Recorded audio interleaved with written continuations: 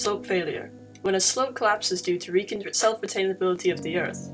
There are various types of slope failure, such as landslides, mudslides, rock slides, and debris flows, all of which involve downhill movement of material which occurs on unstable slopes. The mudslide in particular involves the downhill movement of mud or other earthy materials. There are various factors that make a slope unstable. They can be categorized into acts of nature and acts of mankind. A few examples of acts of nature are as follows.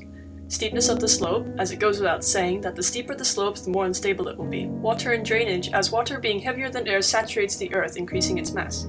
As saturation also allows the earth to move downhill more easily. Rainfall.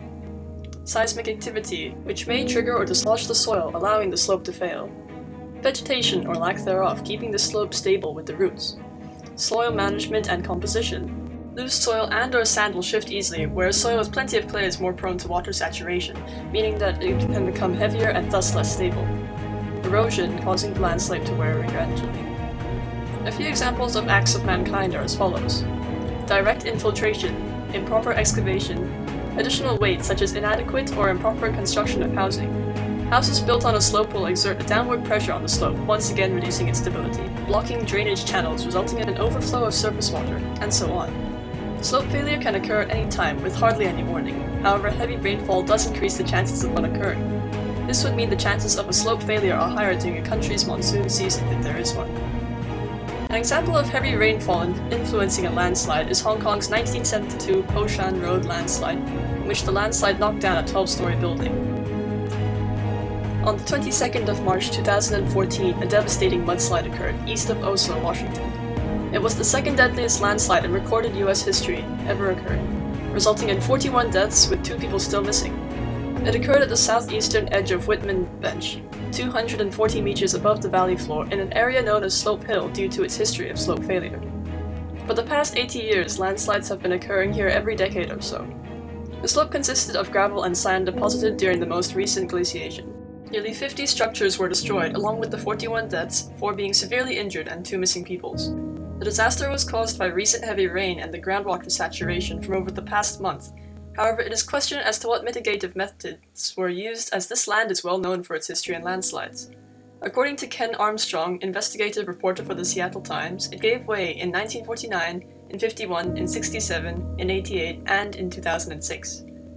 This 2014 Oslo mudslide is said to be a reactivation of the 2006 Steelhead landslide. In 2006, officials had planned to move the river's flow 430 feet to the south.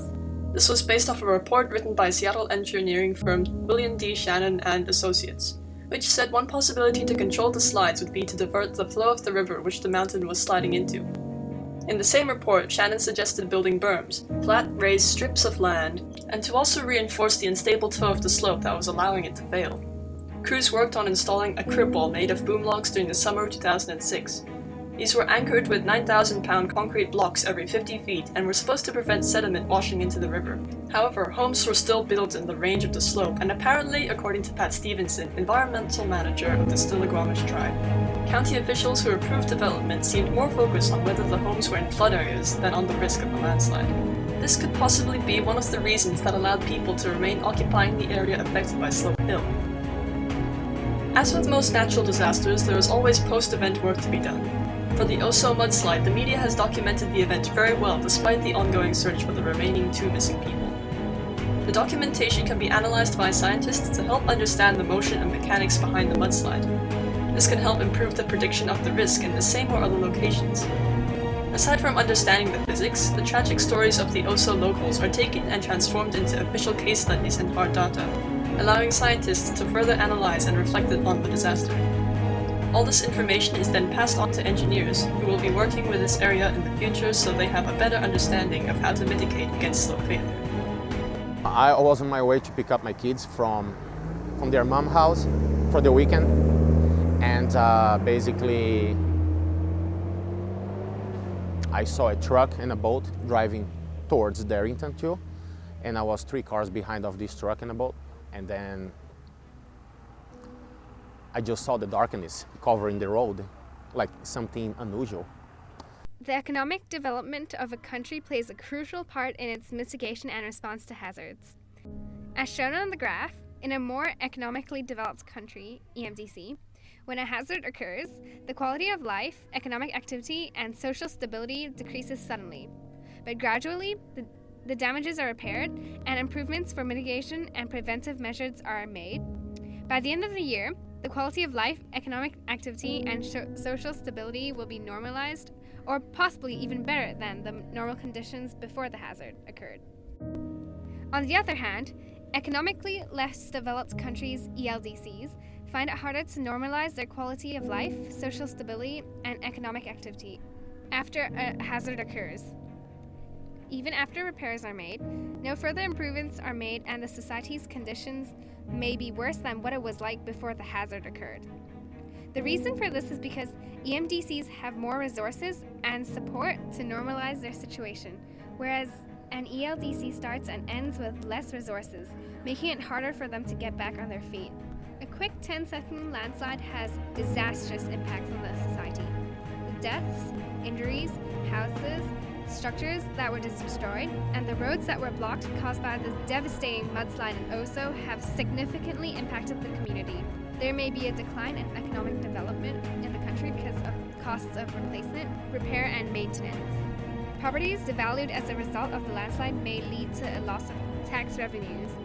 Moreover, human or domestic animal productivity may be diminished because of death, injuries, or psychological trauma. There may be a loss of industrial, agricultural, and forest productivity, and of tourist revenues because of the damage to land or facilities or interruption of transportation systems. Over a quarter of the population of the small town was killed or injured. The mudslide also destroyed a total of 49 buildings and structures. 25 of them were occupied at the time of the mudslide. The community was impacted immensely as many fathers, mothers, babies, loved ones, and homes were lost. This disaster has prompted the federal government to do better in the future and make sure no unnecessary disasters have to happen. New slopes that belong to both private and public developments are regularly checked, and governments are upgraded and maintained. Squatters on hilly terrains are cleared in order to carry out landslide preventive measure works on their slopes. The government also organizes many activities to educate the public about slope safety, the importance of slope maintenance, and the responsibilities of privately owned slopes. The government also implemented a landslide prevention and mitigation program in 2010 after some detrimental landslides occurred.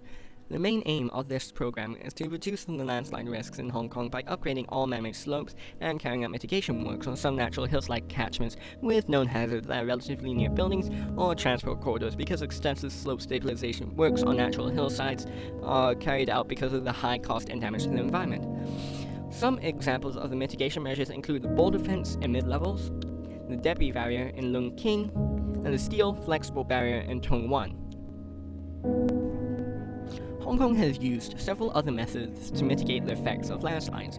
These include the aforementioned barriers and several cement anchors placed on mountain slopes. The anchors are very basically long poles with giant cement blocks at the end. The people that put the anchor into the mountain have to analyze the surrounding area. The land is stable enough to put the anchor in. If the anchor is really necessary, the soil quality, depth of the hole needed, and that among other things. The anchors work by being screwed into the mountain, down into the bedrock. At the end of the pole, there is a mechanism which expands and keeps the whole mountain together. The mechanism is also in the middle of the pole to help keep the earth closer to the surface stable, as that has a higher risk of failure. The cement block at the end acts as a weight to keep everything still and to hold it together. Another way that Hong Kong has used to mitigate landslides is by using drainage pipes. They work by simply allowing runoff water to flow into the drain, preventing water from going in between cracks of loose earth and dislodging them. In conclusion, landslides are inevitable, but because of the advancement of technology, the impacts of the hazard are better mitigated in society nowadays. However, the Oso mudslide was a disaster that did not have to happen. The society should have better mitigated for this event by just simply disallowing homes to be built in that area to remove the risk of human lives and property.